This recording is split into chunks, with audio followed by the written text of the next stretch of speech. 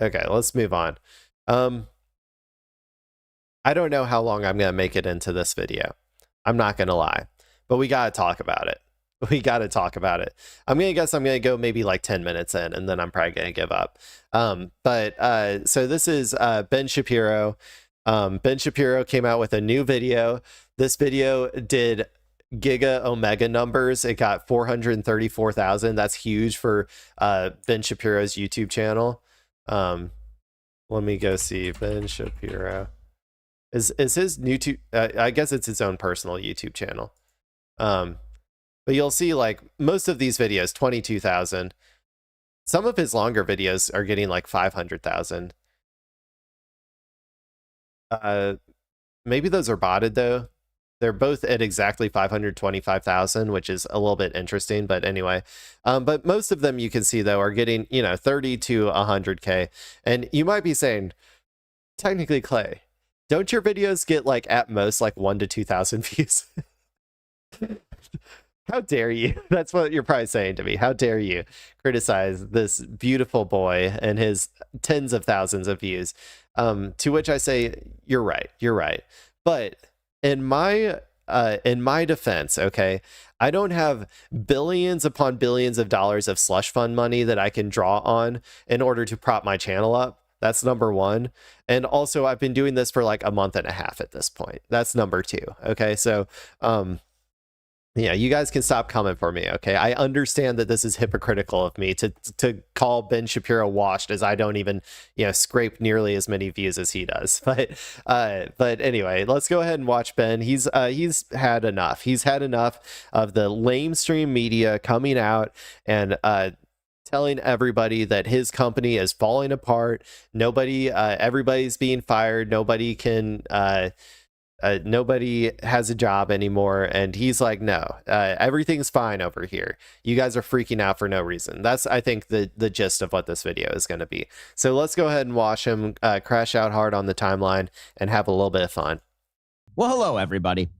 Sometimes here on the Ben Shapiro Show, we cover the news, and sometimes we are the news here at the Daily Wire. Well, over the past few weeks, the Daily Wire, you might have noticed, has been the subject of a bunch of hit pieces, like a veritable cornucopia of hit pieces. There was one from the Washington Post, and there was one from Puck, and then finally, there was an especially ridiculous one from the stellar journalists at New York Magazine, who literally plagiarized their hit piece from the Washington Post. So much journalisming, high-level journalisming. Well, this morning, that New York Magazine piece is That's just how the media cycle is. The way it usually works is somebody reports something, and then most other people just report on the reporting. It's usually just the person who reports it first is like the original, but a lot of media is just like reporting on the reporting. That's how you can get a lot of like inaccurate stuff being made, like getting somehow onto the front pages of like the Washington Post or whatever. Is you start with like the New York Post, like some rag or whatever, and you get them to report on some like not very accurate thing that you want to be put out into the mainstream. Like I don't know, like, oh, they're eating cats and dogs in this like Somalian town or whatever, right? Like they did back in when was that, 2016, 2020? I can't remember. I think 2020. But like, yeah, you have like a tiny like dish rag like the New York Post like report that with like inaccuracies, and then all the other media just reports on the reporting, and eventually it gets up to like more reputable places. That's a very common way of doing this, but I mean, what do I know though? I've been doing this for like a month and a half. Ben Shapiro has been doing this for like 20 years or whatever. is lighting up the interwebs. It's lighting up X. Well, New York Magazine claims there was a time when Ben Shapiro could reasonably call himself the king of all conservative media. I don't remember that time, but it sounds cool. They said that's all over now. The Daily Wire is instituting significant layoffs. Ooh. Well, according to New York Magazine, the future of conservatism isn't traditional conservatism, like free markets, like equal rights before law, like checks and balances, like traditional virtue. That's done.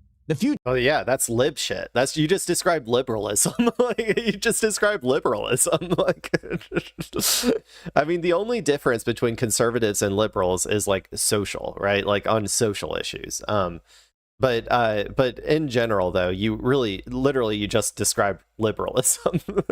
And liberalism, by the way, is collapsing. Like it is collapsing. There is no constituency. There's not going to be a constituency for liberalism for a while now, I think. So like equal rights before law, like checks and balances, like traditional virtue, that's done. The future, according to New York Magazine, is Nick Fuentes, confirmed Nazi stan and woman hater, and man who will never be able to get a human woman pregnant through natural means.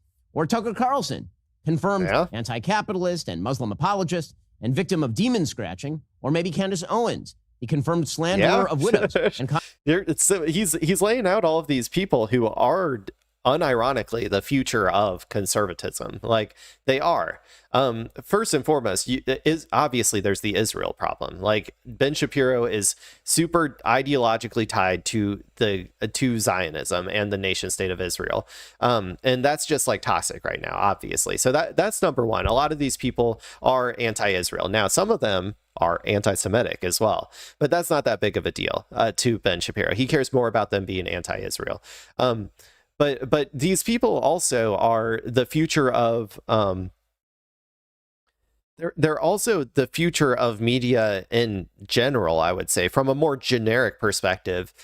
Individual personalities like Candace Owens and Tucker Carlson and Nick Fuentes are how the vast majority of people consume media nowadays. And that includes myself. I don't consume those particular people, but I consume people like Ryan Grimm's stuff over at Dropside, or I consume Hassan's content as an internet personality who does political commentary or whatever, right?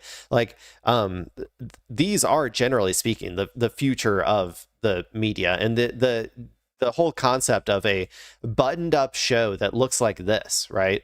That looks like this, where you have a perfectly pristine tailored suit, a nice mic, a perfectly backlit set with like all these like Temu like style like art decor or whatever, like the like straight from Temu art decor.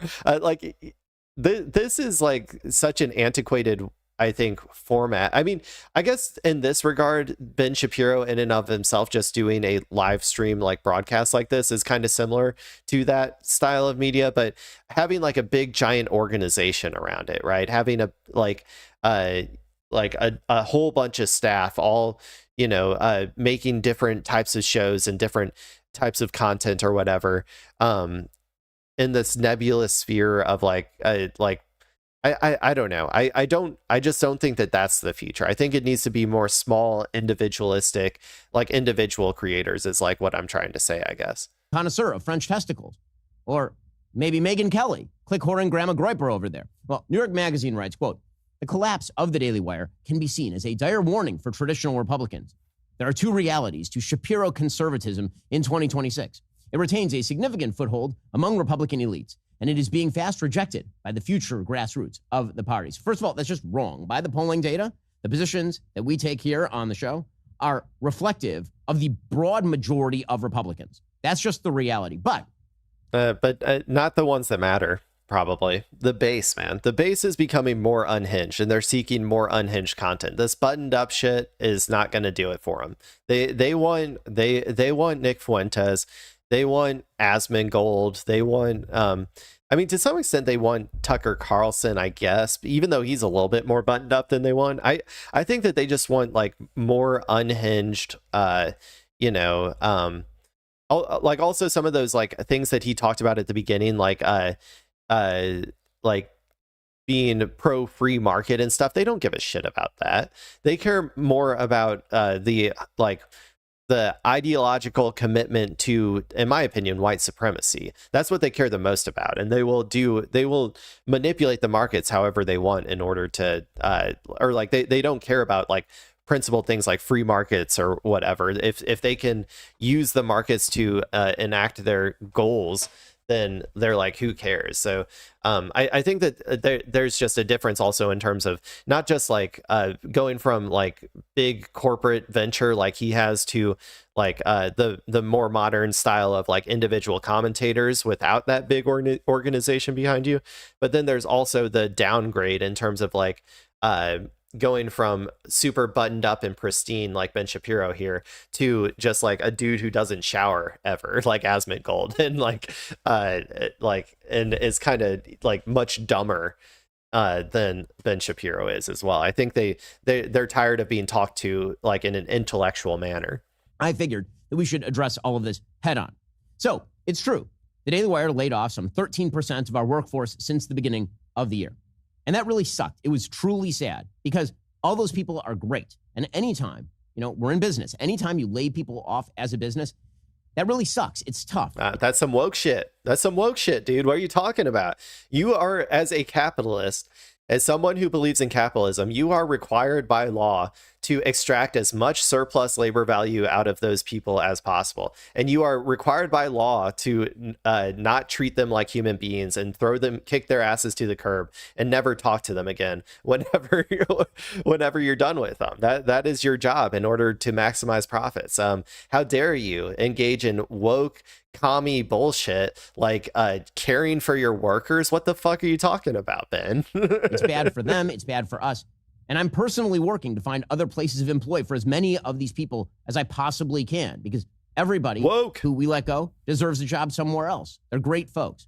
But for our critics, this was all cause for massive celebration. The joyful popping of the corks, or maybe in the case of Nick Fuentes, a victory celebration with Catboys and lubricant. And listen, we're honored by the attention. I don't know what that means. See, I'm not super plugged into the Nick Fuentes cinematic universe, so I don't know what he's talking about there. The thing, people only tend to write stories like this about major American institutions, right? Like Amazon dumps people, it's a big story, or the Washington Post dumps people, and that's a big story. And thank God we are a major American institution. According to PodTrack, our podcast reach is 41 million people per month. We're ranked 6th globally. We have a total of 11 shows. Paramount, to take an example from that same chart, is ranked 4th globally. They have 145 shows. So on a per capita basis, we're killing it. We are responsible for the 2 most successful conservative documentaries in history, Matt Walsh's Am I Racist and What is a Woman? Just this week, Vice President Vance was quoting... Oh, man. I forgot about Am I Racist? But then What is a Woman? That's wild to me. It might be true, honestly. It might be true that it is one of the most popular documentaries. But if you, if you're... because your fan base is like ravenous for that sort of shit, right? And so everybody's gonna like, when you have a built-in audience of of unhinged people who are, but I would still be a little surprised though if that was anywhere near the top in terms of documentaries. Our reporting in his fraud investigation. I don't know. I'd have to check and that. Our White House correspondent, Mary Margaret Olahan, is in the press room asking questions. See, here's the thing. There's no national media coverage if a top Candace Owens producer and her manager quit, or if Megyn Kelly's YouTube account starts shedding tens of thousands of subscribers a month, or if Tucker Carlson's traffic is disproportionately drawn from... Okay, Ben, let me tell you why. Because I feel like you should be able to understand this, okay? You're a smart guy. I know that Ben Shapiro, compared to a lot of conservative commentators, is relatively smart. Look, the reason that people are focusing on you is because you are representative of a bygone era. That is why. They are using you and your company as a stand-in for traditional media and for traditional conservative media in particular, as the base of the party, of the Republican Party, which he still represents, right? He represents the upper crust, the elites of the Republican Party. However, the base of that party is demanding more and more radical politics every single day. And that includes getting rid of things like free market, like capitalism or whatever. Like, they don't give a shit about that anymore. They care more about punishing their enemies in whatever way they see fit. Like, that's what they care the most about. And so you need to This is what you need to understand is they're talking about you, but they're really not talking about you. They're talking about how you as a representative of the old school media, of the of the Fox News style media, where you had a stranglehold, like where the political class had a stranglehold of the base and what they are allowed to want from the top down through like the Murdochs or whatever, right? Like that was how it used to be. And but here's what's happening though, is the grassroots of the party that they're talking about are starting to like demand more and more than what you want, that like what you, Ben Shapiro, particularly like want them to want, basically. Like they want they want to just punish their enemies as much as possible. They want to dismantle institutions. They want to seize power by any means necessary, even if it means like going against your ideals of free market capitalism or whatever, right? These are the things that they want now, and you guys are losing control. And your downfall, which I mean, it is a downfall. The Daily Wire as a business model, its downfall is a relatively easy like analogy or anecdote that represents this larger situation. That is why they're doing it, Ben. And I think deep down you know that. I don't, like I said, I don't think Ben Shapiro is stupid. I think deep down he knows why they are using him as a stand-in for this. But he does obviously feel an obligation to, defend himself here, which I don't care. Go for it. But I'm going to make fun of you and I'm going to make some content out of it. From Pakistan. We all have our fan base.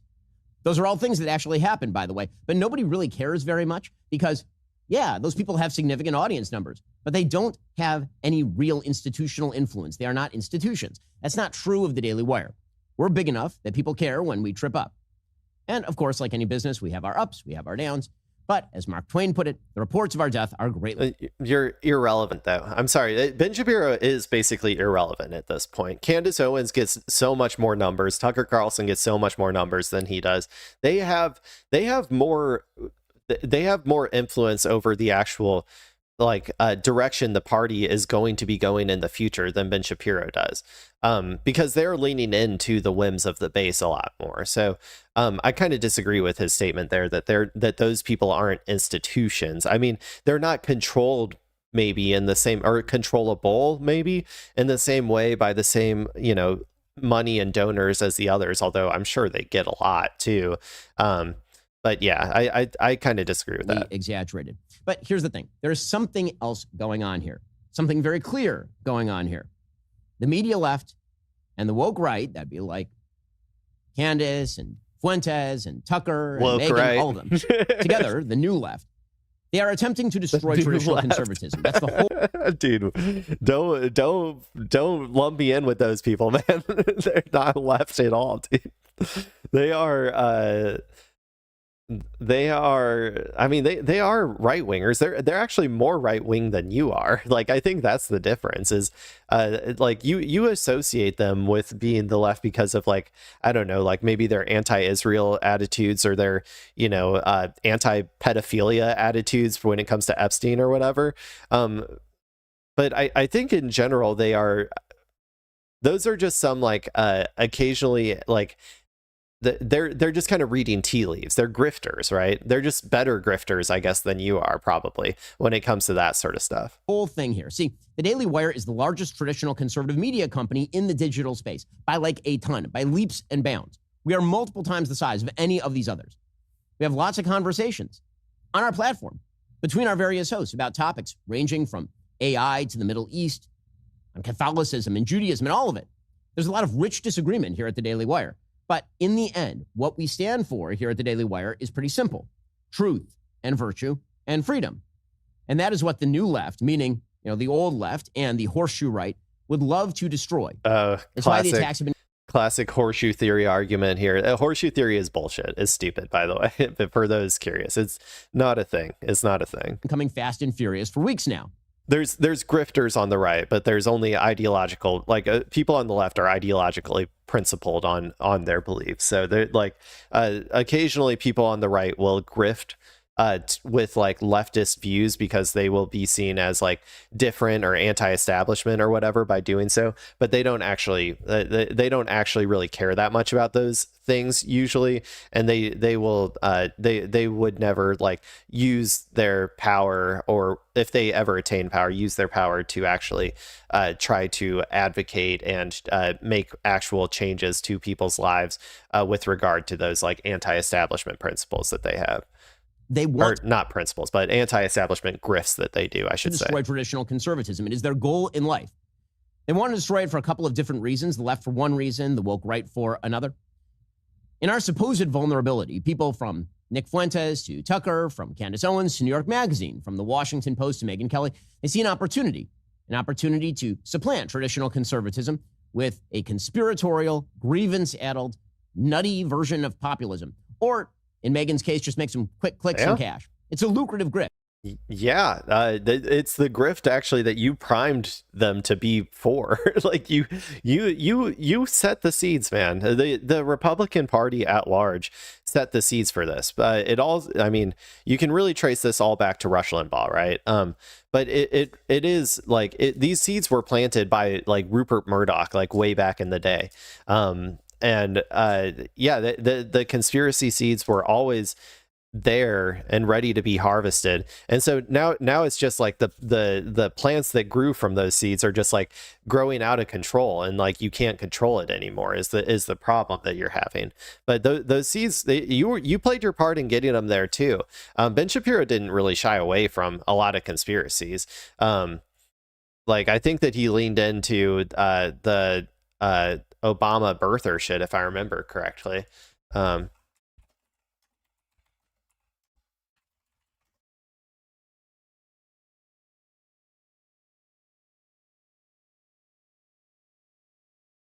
It involves him playing a role in amplifying the narrative during the time working at Breitbart. But he does, okay, so he doesn't actually say that Obama was not an American or whatever, but like he amplified it by writing about it. You know, he played his part. Like I said, that's what I'm saying is like they've all played their part in amplifying conspiracy theories, and it's just the general nature of Republicans and right wingers to need conspiracies in order to explain the world, because they can't understand it from a realist, like materialist lens. Because the moment you start looking at the world through a materialist lens, you start to realize where the actual problems are, and you're not allowed to do that. So it was kind of like always going to go this way to some extent or another. But yeah, I mean, he played his part. That's what I would say. It's a dangerous grift for America. So why is this happening? Well, obviously, for the media left, we get it. We get it. For the media left, we get it. They're always happy to run this grift because they love a right that is crazy. They don't want a right that is characterized by normie beliefs. They want a right that's nuts, because the easiest way to make AOC president in the 2028 election is to have that nutty lady run against a conservative movement that is focused on Brigitte Macron's testicles or demon attacks in the wilds of Maine. I disagree with that. I think that the Republican Party would have more success with the crazier candidate, to be honest. I think that the more I mean, you need someone who is more like, who is charismatic and able to maintain the base. But I think that the more brutal they are, the more dictatorial they are, the better that they would probably do in like in the election. I don't think anybody's looking for a buttoned up establishment type to come in on the Republican side either. Just saying. The Jews are responsible for your incurable gingivitis and horrific body odor and inability to get a date. Now, as for the woke right, you know, the new left, again, that would be Fuentes and Tucker and Candace and company. What are they talking about? They're ecstatic about all of this for both business and political reasons. I don't trust him to actually understand right-left dynamics at all, personally. I think that he might understand them maybe a little better than most people, but he is still an American, and Americans, by and large, don't even really understand like the right-left spectrum. They're our competition. But second, they want to tear down traditional conservatism. Their whole goal is to cannibalize the traditional conservative audience. There are, by all available metrics, a hell of a lot more traditional conservatives and rational people in this country than nuts. But their goal is to gut the conservative movement and then turn it into a skin suit for their own perverse politics. That's the whole thing, which is why many of them are now coming out as Democrats. That unity is the thing. That unity is the thing. This is why Russia Today is the official outlet for the Kremlin. I don't know who he's talking about that came out for Democrats or whatever. By and large, these people, even if they do occasionally align with the left on like an issue, like one or two issues, like I said, like Epstein or Israel or something, they usually don't ever actually do it do anything that would like challenge power in a way to actually impact change regarding those issues. Very rarely do they actually do that. Right? It is run by the Russian government. Is retweeting Nick Fuentes' triumphalism today. Fuentes tweeted out, "I won," after that New York Magazine piece came out, that Fuentes won. Well, I don't know. Living in your basement and streaming for 8 hours a day while jacking off to the Catboys, it's a form of winning, I said. All right, I mean, whatever floats your boat, my dude. And, well, his ideology won, and it has. The groyper movement is the next phase of conservatism. It is the next phase of the Republican Party. So I do agree with that. I do think Nick Fuentes has won. You might call the Russia Today Fuentes get-together an online Molotov-Ribbentrop pact. Well, it's also why the Washington Post is happy to quote Candace Owens, the ranting bag lady of the internet, to explain that the Daily Wire's numbers are down. By the way, all of these people, including Ben Shapiro, are going to fall in line. If there is a groyper president on the Republican side, they will all fall in line. They are not principled, okay? And they understand that it is more important for capital and for the capital owning class, for our pedo billionaires, to it is more important to align behind that alliance between anybody who is not a left populist than it is to like they will never go over to the Democratic Party. They will never align. They will never vote for a Democrat, even if that Democrat is essentially just a like conservative, right? Even if it's just like Liz Cheney or something. Let's say Liz Cheney transferred over to the Democratic Party and decided to run for president. These people would still vote for the Republican groyper candidate, and he would fall in line behind that Republican groyper candidate as soon as it was apparent that that person had ascended in power. Because the thing about the Republicans is you don't need to win over the moderates. You don't need, they will all fall in line. Ben Shapiro will fall in line. They will all fall in line. You only have to win over the base, and whatever the base wants is what's going to happen. And if you win over the base and it becomes like apparent that this person is going to be the nominee, then all of these people will line up right behind him. So yeah, in the left and the woke right is totally real, and it's active. This is why they are getting together to formulate stories. It is why they are repeating the same talking points. Now, Candace says that the Daily Wire's numbers are down because people don't want to be lectured. And this is the teenage point of view from Candace and Megan and Tucker. They're all saying the same thing. They don't want to be lectured. Don't lecture me. Megan tweeted in March 2026, "You're the coward, Ben, and your moral preening, priggish lectures and holier-than-thou judgments are the reason you are losing fans, and more than that, friends, at a record rate." All these people are on the same script. They're all on the same script. And also, because as people who traffic in crap for sweet, sweet lucre, they would love to be spared the lecture. They don't want to be lectured as they grift. So they're going to do the same thing that, a 13-year-old boy would do if caught doing naughty things on his iPad. They don't want to be lectured. Don't you lecture me. Well, it turns out sometimes in life, people need lectures in decency, in reason, and in truth.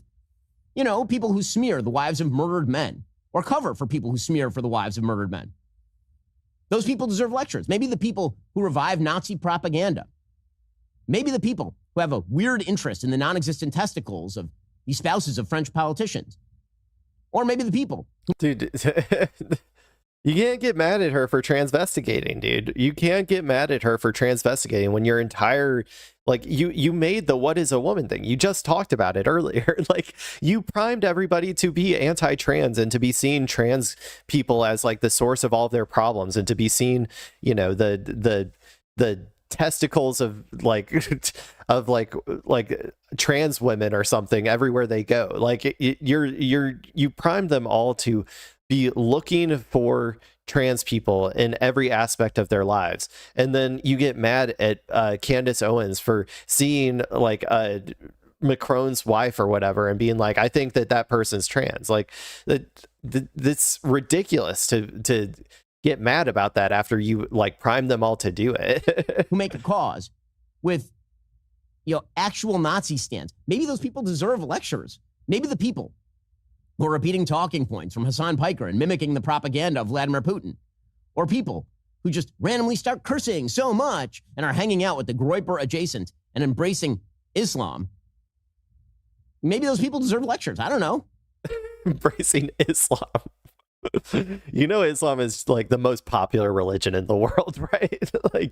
like you understand that, right? Like that is the majority of people. Like the majority of people embrace Islam. He treats it as like a slur, like, and these people, they embrace Islam.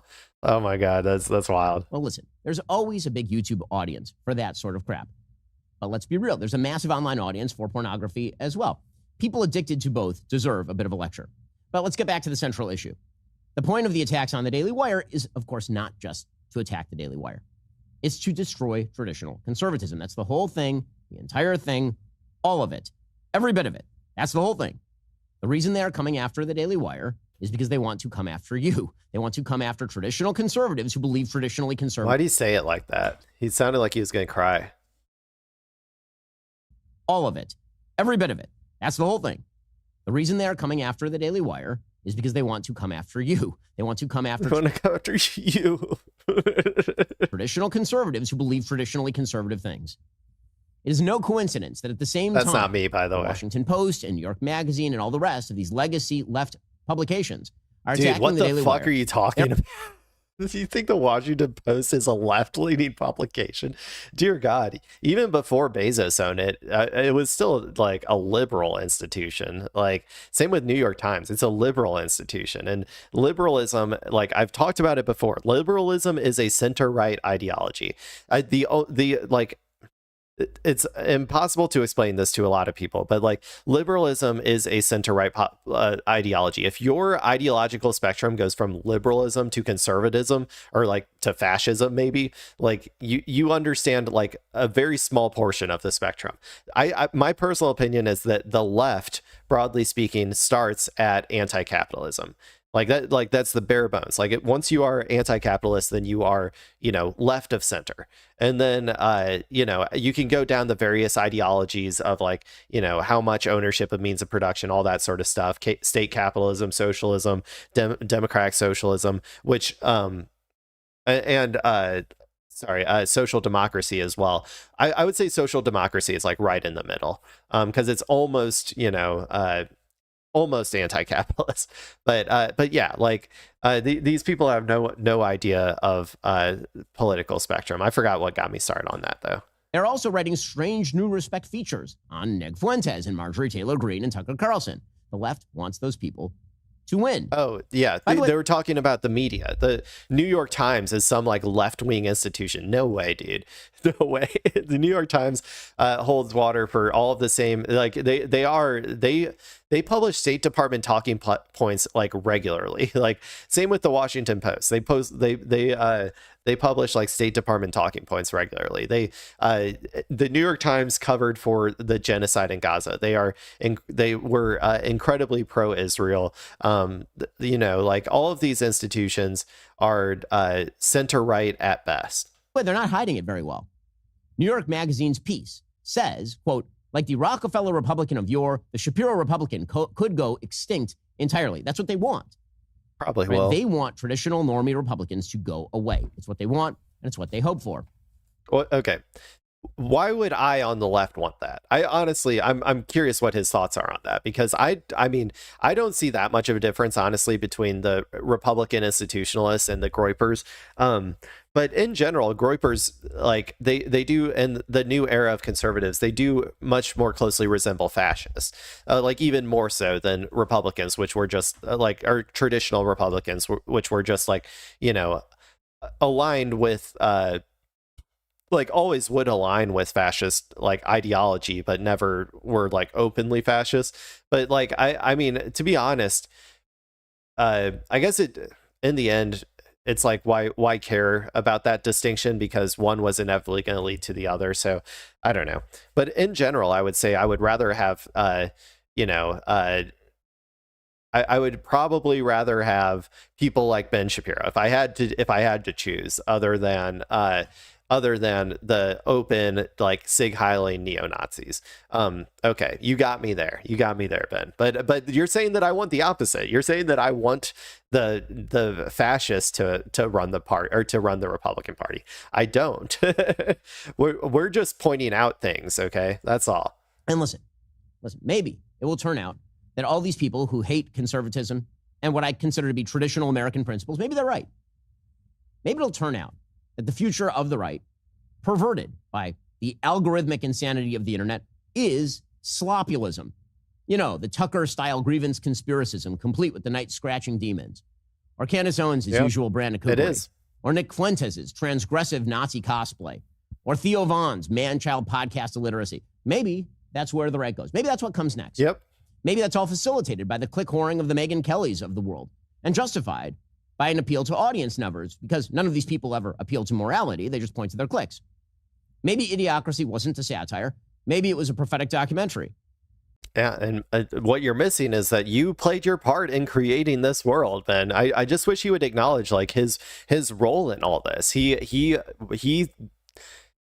He did a lot to move people into the world, like move people, detach people more and more from reality, and get them, like, he also did a bunch of COVID shit, if I remember correctly, like, just asking questions style commentary on COVID or whatever, which also detached people from reality even further. It's like, yeah, you played your part in it, and now you have to sit in it. That's my personal opinion. Okay, people, I think I'm done with Ben Shapiro.